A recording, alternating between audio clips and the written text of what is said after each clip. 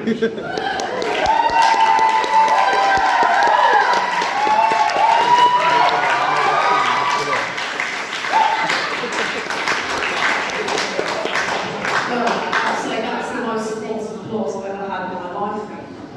hello everyone, my name is Anna, and for those of you who haven't realised by the semi-androgynous shadow cut, the shit tattoos, or my signature limp wrist, I am in fact Katie Hopkins. So all jokes aside, I identify 60% disgraced family, 40% shit vegan, and 100% a manic bisexual. Do we have any other manic bisexuals in the house today? What a fantastic beautiful turnout. You see, I see a few very confused straight people looking at me saying, what in the bloody hell is a manic bisexual? Well, that's the thing, because I'm going to explain to you. You see, as a manic bisexual, I wake up every single morning and I have to decide whether I want to dress like a boy or a whore. Second of all, it means that when I was 13, my YouTube search history was half Bart Baker parodies and half girls kissing. Really exposing myself here. Jesus Christ. But then the final thing that comes mainly with this archetype is the bullying. I am so happy I got bullied. I'm so happy. You see, walking through the hallways, I would hear it all. Gay, lesbian. They were right, but that's not the point. Because as our Lord and Saviour, Miss Kelly Clarkson once said, whatever doesn't kill you makes you funny. You see, so as I previously said, I am a feminist. Do we have any other proud feminists in the room? That sounds like I'm going to be giving out a lot of free Florence Pugh posters on. Let me tell you. So as a female identifying feminist, there's a sort of checklist of sorts that I feel as though I have to fulfill. So for example, dress like a 12-year-old boy. Check. Have daddy issues? Check. But the third one that I personally have really struggled with is the idea that I'm supposed to look at myself in the mirror every single day and look at my body and just really love what I see back. So it's a really big journey, you know. So over lockdown, when I wasn't eating crisps or watching Horrid Henry, I decided what I'm going to do is I'm going to track what I eat and drink, okay?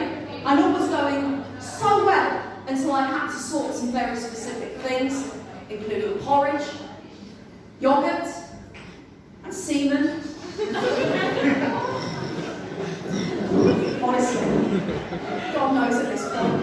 Another reason why I feel like a shit feminist is that I sit over men. You can boo if you want. Louder, please. Thank you, I really needed that. I really needed that. But, you see, it is very difficult at times not sleeping over men because they're so wonderful. They are so wonderful. And another reason why I also bash men but also love them is that my boyfriend is in the room right now. Make noise, Tom. There he is. He's over there. He doesn't even know what bi means. Probably thinks it means bipolar. In which case, he was correct. But you see, a few months ago, I had a weak moment. I had a really weak moment. Tom, cover your ears for this, please. In which I wrote a poem about a man. And I would like to mention that every single person I've spoken to about this poem has told me that it is a horrible idea, but I'm going to do it anyway. So, the name of this poem has been redacted. Okay. This is the worst day of my life. When people smile and ask of my history, I sometimes laugh and I sometimes get sniffly. You see, I've had many cries and had many smiles. I've drunk many coffees and walked many miles. But there's just one thing that seems to be missing. Just like one small touch that makes life worth living. As there's just one man who's been better than all, with a beautiful face and a smile little flaws. He's not crazy, and he's not a stalker, and that very man is Anakin Skywalker.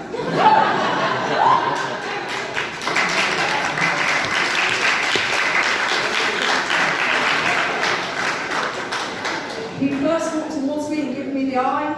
I tried to act coy, but inside I could die. He wastes no time, he's an impatient man, so I instantly agreed to be his new Padawan. I've got 2 left feet and can't hold a stick, but as we all know, I do anything for the knowledge.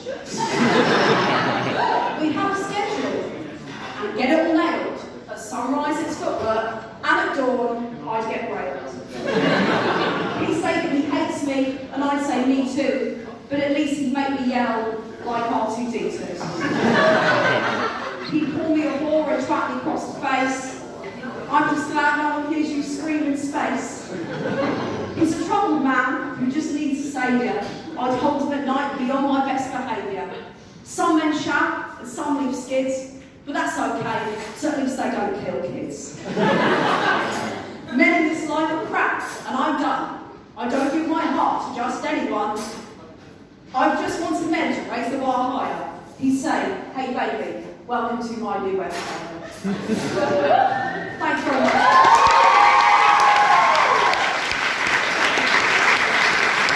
He said, I've been told something wonderful, and that is that drinks for us are on Mungo's tonight. So if anybody mentions that it's a poem afterwards, I will throw a drink at your head. They are unlimited and I don't drink that much, so I will do it. You see, I wasn't always this absolute powerhouse of a woman. I wasn't always Dolly Parton. I wasn't always Kamala Harris. I've had my ups and I've had my downs. And one of my downs was when I was 12. And I went on a trip to PGL. Did any of you have those PGL trips? You know, yeah, where you've got abseiling and you jump off cliffs and you die of starvation. All that shit, right? All that stuff. Okay. So I had a free moment with my friends. And I decided, you know what guys, we're going to sit and we're going to play Uno because thrill sinners that we were. So what I did is I went to the toilet and I did what I had to do, okay? And then I came back in, right? And then Jordan, my friend, the snake, goes back in and goes, Hannah, did you not flush? Yes, I did flush, Jordan.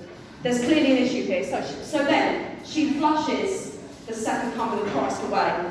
And it disappears, and then it comes straight back. We're like, this is a problem. This is a major, major problem. Please. So then she runs outside, and she proceeds to tell my Year 6 teacher and the whole of Year 6 that I've left a poo infant in there. And so then, about 5 minutes later, some 6'5" man, looking like something out of Ghostbusters, and ginger hair, double whammy, comes in, kicks the door down, literally yells, right, where is it? We're like, right, it's through there, mate, off you go. So he comes in, and he tries flushing and goes, it keeps coming back! Like a bad memory. So then he gets his net, and fishes it out, and slings it over his shoulder like Dick Whittington. And then walks out with it dripping on the floor. I know. And then kicks the door down, and just flings it. Never to be seen again, and I'm like, there goes my firstborn. There goes my firstborn, honestly. What's the point nowadays? And that is how I became a fully fledged young woman. 8 years later, so I can't do that. So wonderful. Thank you so much for listening to me today.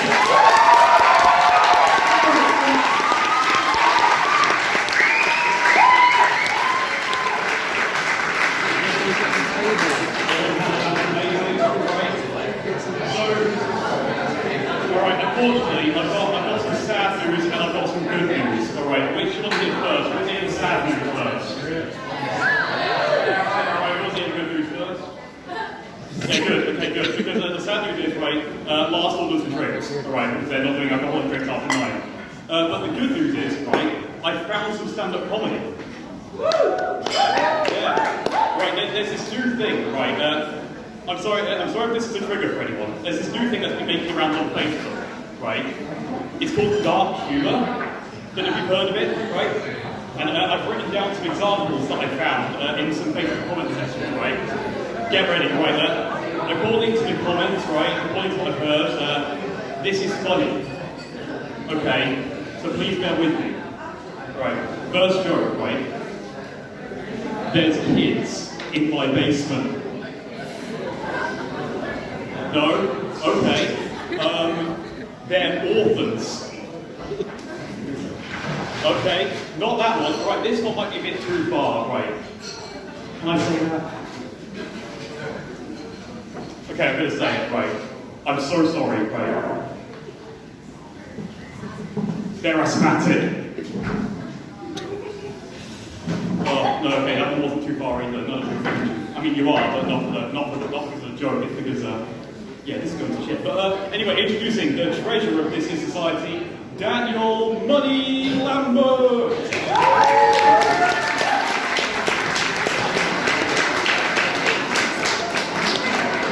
Hi guys, how are we doing tonight?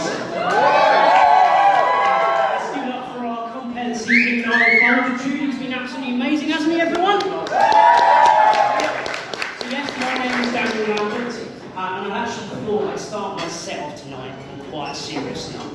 I wanted to share something with you all very personal to me, something that has impacted my life quite significantly, and that is the fact, ladies and gentlemen, that I am colourblind. There we go, thank you very much, my guys. So I just thought I'd start with some colourblind facts, because nothing beats a stand-up comedy night of facts. There are over 300 million people in this world who are colourblind. Yes, there we go, there's another. 1 in 12 of those are men, and 1 in 200 of those are women. But the one thing most people know about colour blindness is actually the fact that it's an inherited condition. My granddad was colourblind, and so I inherited it off him. He passed it on to my mum passed it on to me. Bitch. But yet you're probably wondering, how has colour blindness actually impacted my life at all? Now, I thought I would sort of say to that, you sir, when you were younger, what did you want to be? An astronaut. An astronaut. Very generic audience. You sir, you got a shirt. What did you want to be when you were younger? I feel like we got a really good answer coming here. It's all these friends are cheering on. You wanted to be an actor? Is that what you want to come to university to do? Absolutely not. I was about to say, let's give that man a round of applause, but after that, definitely not. But yes, I'm going to tell you why my colour blindness impacted my life.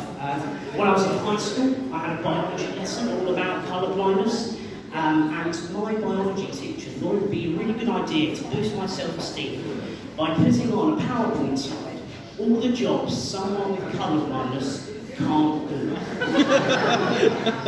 First job on this list was a bomb disposal expert. Fair enough.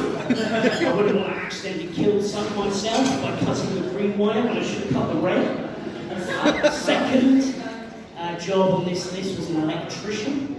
Makes sense. I wouldn't want to accidentally kill an entire family by rewiring their house wrong.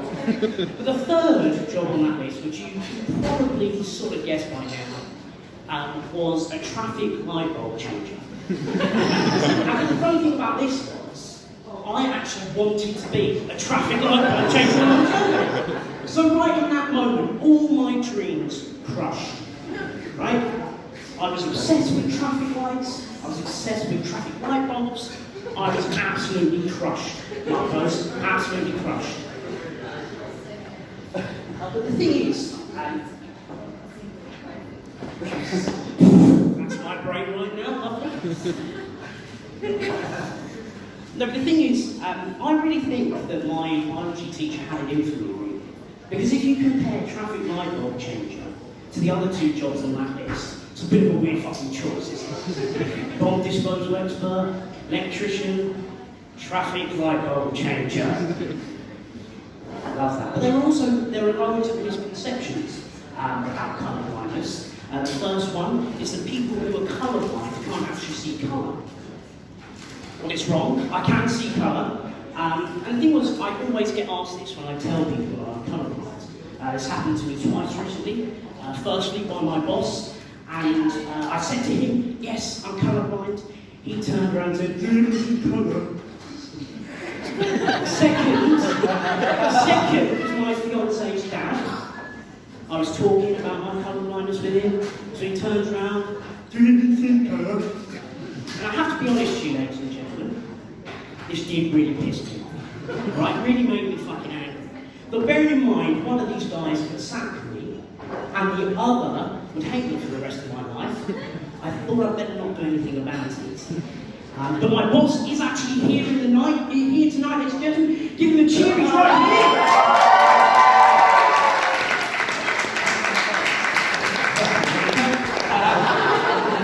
I'm going to pay for that one tomorrow as well. The thing is, we can see colour, okay? We aren't fucking dogs, alright? We don't see the whole world in black and white, we can see colour.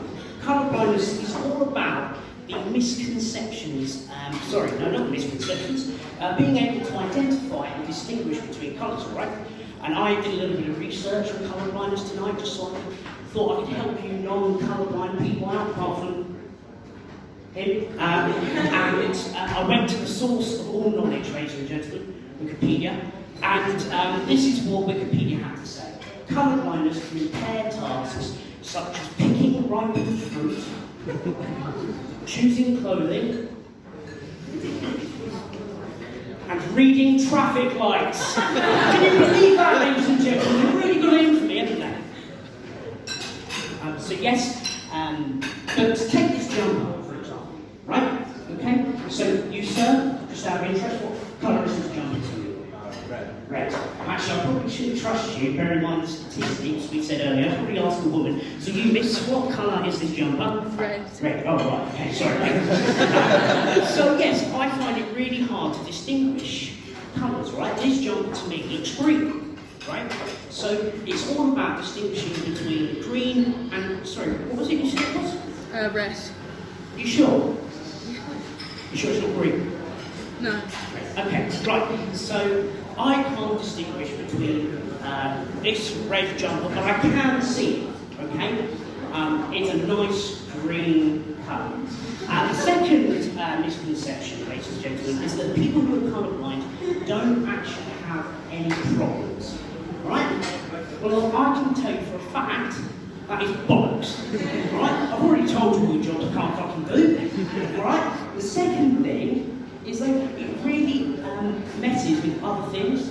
So for me, my colourblindness really impairs the way that I listen and sing well-known colour-related songs. Take the Beatles, for example. We all live in an orange submarine, orange submarine, orange submarine. Everyone! We all live in an orange submarine, orange submarine, orange submarine. I can't believe I just managed to make an entire room full of people.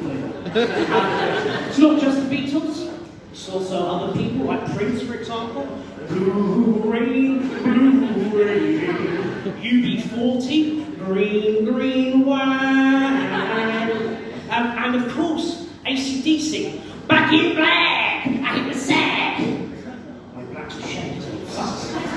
You get the picture, right? You get the idea. But one band I've never had a problem with, ladies and gentlemen, and that is Queen. Queen don't really have any well-known colour-related songs, so I'm okay. But I do have a problem with Queen, ladies and gentlemen, and that is Adam Lambert. And you're probably wondering, what's so wrong with Adam Lambert? Well, firstly, he, in my opinion, has single-handedly killed one of the greatest rock bands in the world ever. Arguably, he could go for treason. No? Okay, so the Queen joke there. Okay. Secondly, he came runner-up on American Idol. Can you believe that? He didn't even win the thing. And thirdly, as you know, my name is Lambert, so there's a little bit of a similarity there. I really don't want to be associated with the Queen killing runner-up Lambert, okay? So, that's just me, okay? But if I could give Brian May and Roger Taylor any bit of advice, it would be this. I'd say, Brian, Rog, so I would be on nickname basis with two of the greatest world rockers in the world ever. I would say, Brian, Rog, this happened, Lambert, let him go. To which I would only assume they would turn to me and say, we will not let him go. To which I would only assume I would then go, let him go. To which then they would probably say, we will not let him go. To which I would have to then say,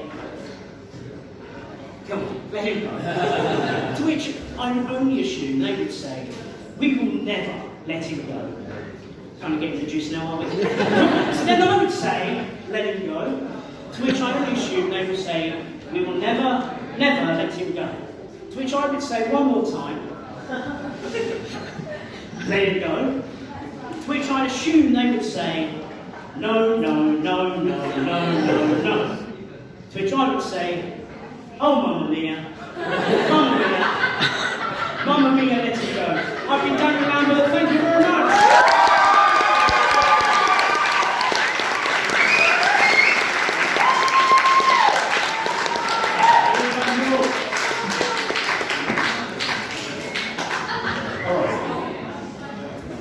I think I've got it now. I think I've figured it out. Put the book down, buddy. No, this is the problem. I need it. I've been trying to think of funny things to talk about. And do you know what's funny? Alright, do you know what? I was going to write a list, and so I wrote a list. It's got one thing on it, right? Clowns. You like clowns? Yeah, they're alright. So, yeah, that's all I got on clowns. In fact, you know what? This isn't going well. Right, I'll just make shit up. Excuse me. Can you name something funny? No pressure. Clown. Unfortunately, I've already given you all my material on clowns. Like, I don't want to put too much pressure on you, but if you can think of something else, just think of anything. Absolutely anything. Come on. You owe me this. I've never met you guys. The darkness. The darkness. Okay. So, you know, one thing about the darkness, right? People, when you're younger, right, you're always scared of the darkness, but you don't know why, right? When you're a kid, you're always scared of the dark because, you know, it's the dark, you're used to being in the light, and you're told the dark is scary. But when you're older, right, the reason the darkness is so scary is because we have all seen Dark Knight Rises. Now, alright, Dark Knight Rises, you've got that one scene, right? Batman's fighting Bane, and then Bane is like, you think that the darkness would drop out there into our lives? I was born in the dark, you were molded by it, right? And so I think we can all agree, right, there is nothing more terrifying, right, than when you're in the dark, right? You're walking through the dark, you don't know, you cannot prove with absolute certainty that Tom Hardy is not going to jump out at you with a bald head and an oxygen mask on his face and pick you up and break your back on his knee. You can't prove that it is going to happen. That's why the darkness is so terrifying. It's the uncertainty. You don't know if Tom Hardy is there. But you know who is here? There is a mysterious figure in the back, right? He's our last act. Now, the reason he's so mysterious is because people claim, I don't know if this is true or not, right? People claim that he is the president of this here comedy society. I don't know if it's true or not, right? And I kind of hope it isn't, because if I'm going to stage a coup for the presidency, it would be a lot more helpful if the guy I was taking it from wasn't such a good friend. But anyway, introducing the reported president of the Stand-Up Comedy Society, reported, Ross Stapleton.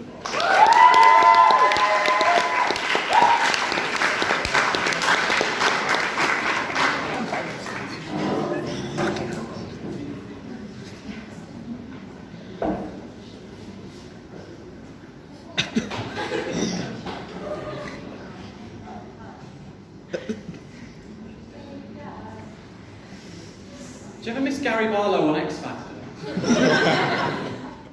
No, just a thought. Oh, look at you all. So blissfully ignorant. Sorry, I should have said that. I mean, hi first years! We all enjoying freshers? God, doesn't sound like it. Are we all enjoying freshers? Yeah, we didn't have freshers last year. Bastards. Oh. It's so weird doing this face to face and not like over Zoom. But I still use Zoom, to be fair, because I have a brother and sister up in Scotland. Now, I always said I wanted 3 siblings, but now I've got 2. I only want 1. That's a joke, by the way. I don't want any. Have you all had a good summer? Sounds so enthusiastic. Thank you. Tell you one thing I learned this summer. If I've had AstraZeneca and she's had Pfizer, she won't get pregnant. Here and in. Do you like that one? But now, I'll show you something I got over the summer. You can't really see it, but it's an autism card, it's an autism alert card. So right here on my card, if you don't laugh at my material, then you're going to hell. Now, for those of you that don't know what autism is, it basically means I'm a genius. I'm better than you. But no, it just arrived in the post. It was very unexpected, and you know, before it arrived, funny thing is, I didn't even know I had autism. I'm joking. I've always known. I've always known, to be fair. I always knew that those bullies must have hated me for a reason. I feel both pleased and patronised after that. No, I was very badly bullied, believe it or not. I was once thrown in a bin.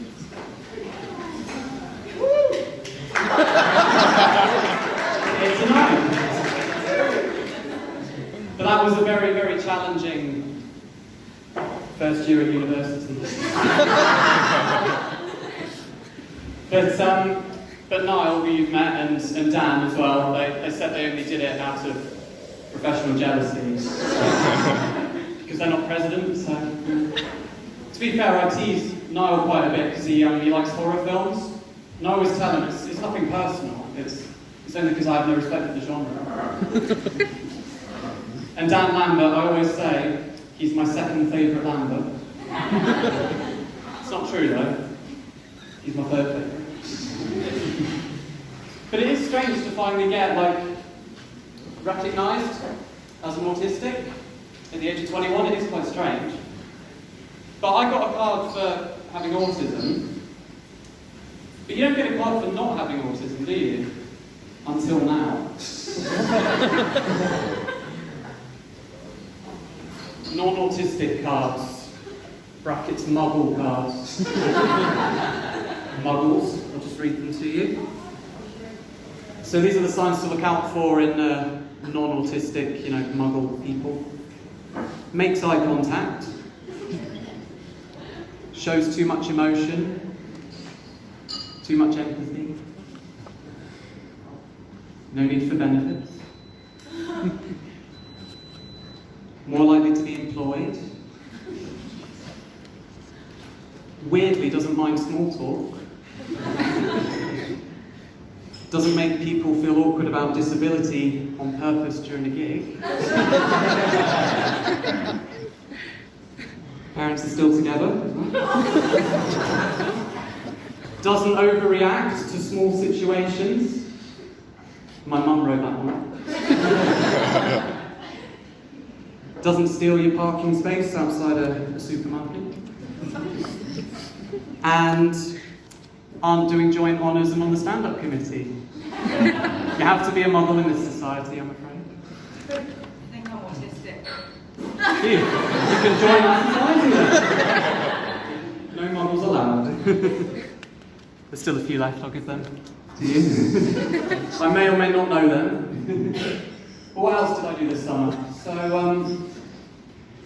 Do any of you like arcades? One person. I swear with arcades though, you go in, well this might just be me, but you go in and I'll have like £1 and I'll be like, okay, I'll just get some 2p's, put them in like a, I don't know what do you call it, like a tipping point machine. It starts with £1, it becomes a direct fucking debit. I spent all my loan in that arcade, but I'm classed as disabled, so I'm fine. But yeah. Bless you. But the more money you put in, the more those tickets come out, and then obviously the more prizes you can get. Greed kicks in, you turn into Gollum. The tickets will be coming out and you'll be like, my precious. And then you run onto the street and you're like looking for 2p's. Normally you sort of walk past 2p's and you're like, yeah, I'm not picking that up. But now I'm on the street going, my precious. You know? And I couldn't find any at one point, so I did a really bad thing. I stole some off a homeless person. And I just looked at myself in the mirror, I'm like, what have I become? Oh my God. I'll tell you what else with arcades though. I swear, people that work in arcades, they're like people that work in the post office. Because as soon as you ask them to help you with something, they always seem to fuck off around the back for a while. You'll just be there like, excuse me, machine isn't working. Like, they'll just be there like, oh, I have to do something. You'll just be there like, excuse me. Now, we all know that those machines that have the cuddly toys in them, it's very rare that you win, isn't it? Yeah. Yeah. Not many people do, but when it does happen, it's quite nice, isn't it? Now, I won something during the holidays, but keep in mind, the stuff has been in there for years. There's a gadget machine at my arcade, and I won something, so I was really pleased, but it was a Game Boy. The box was so dusty, I almost had mouse contact. Now, my favourite machine, my personal favourite, it's called the vending in that arcade. I didn't know if someone else had made a joke about vending machines. We didn't find a single Twix in our one, but we did find a marathon bar. No, me neither, because it's called Snickers now. So after spending all that money in the arcade, I actually got a new job over the summer. Got a new job. Yeah, women's clothing. Now, those of you that know me well, they'll know that I do drama. So, you know, women's clothing, drama. I know what you're thinking. I am my mum's only child. But I was very nervous during the interview, and she sort of said to me, so, Mr. Stapleton, what do you know about women's clothing? And I just sort of sat there for a few seconds and I started panicking. And I was like, you're a comedian, just say something funny. So I just went, how to take them off? I was like, God, I'm not going to get a job now. Fuck that. And then she went, no one's ever been that honest before, Ross. Welcome aboard. But seriously though, people with autism, they do, or people with disabilities in general, they can find it hard to find work. And apparently a typical autistic trait is anger. Don't know who the fuck said that. But I have been quite angry recently because I gave up caffeine. Now, caffeine is still a drug, and it's making me hallucinate not having it anymore.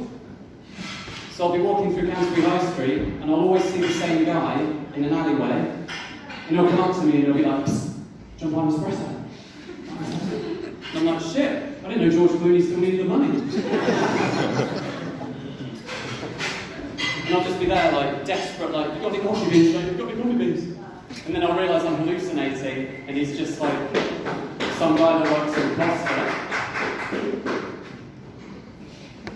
Don't like espresso? But I'll just realise they're just someone that works at Costa and be like, you know, you can get coffee inside. And I'll just realise, oh my God, lost my mind. So I'll be like, never mind, thank you. The Costa guy will be like, third time he's swung.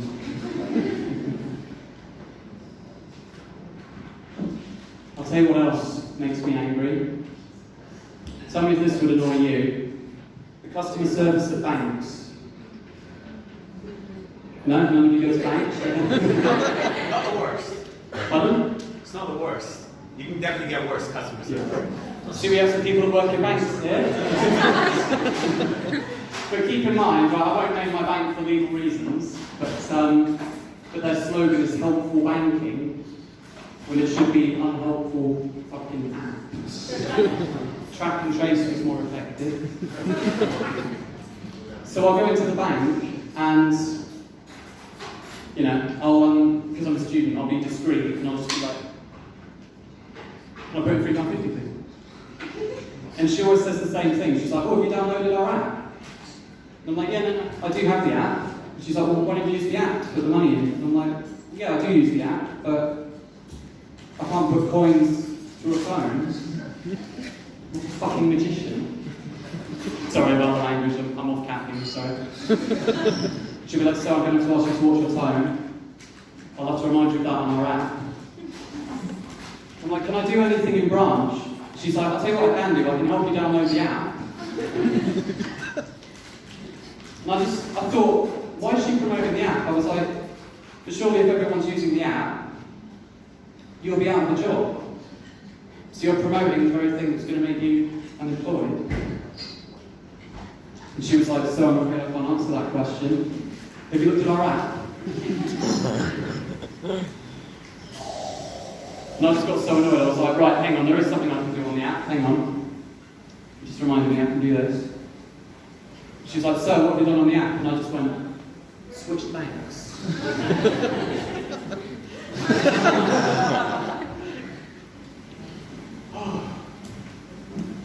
Now, I will say that it's my first face-to-face gig for a while, so it was quite nerve-wracking because the last face-to-face gig I actually had someone heckling me in the audience. And that doesn't sound like that tonight. Is that an invitation? Pardon? Is that an invitation? You didn't invite me. And but she was shouting really hurtful stuff like, when did the joke start? Niall and Dan for president. Thanks, Mum. I joke about my mum, I've joked about her in my sets before, to be fair. I will say that my mum, bless her, she has stood by me for 21 years now. We only had the one chair, you see. Until we had a sofa delivered. But that annoyed me too, because the delivery people wouldn't carry it up one flight of stairs. They couldn't have just carried it up one flight of stairs, and our flat has a lift as well, and they complained about doing it. They couldn't have just carried it up one flight, could they? No, because that would have been too fucking easy. I would say we had a little misunderstanding with them, but I mean, Boris Johnson and Dominic Cummings had a little misunderstanding. And we talked to our neighbour afterwards, and he said to us, oh yeah, we managed to get a grand piano up 3 flights of stairs. You didn't need the lift? No, didn't need the lift. Did it on your own? Yeah, did it on my own. Clearly that wasn't fucking hard enough. Now, you've been a lovely crowd. Thank you, everyone, for coming along. And today is also payday for me, so I better just go and check the app. Thank you very much. Good night.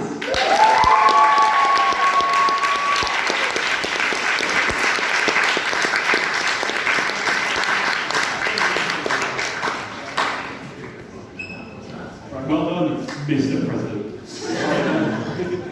So thank you everyone for coming. Thank you Mungo's for hosting this. Please follow our Instagram, that's at UKC Stand-Up, no spaces.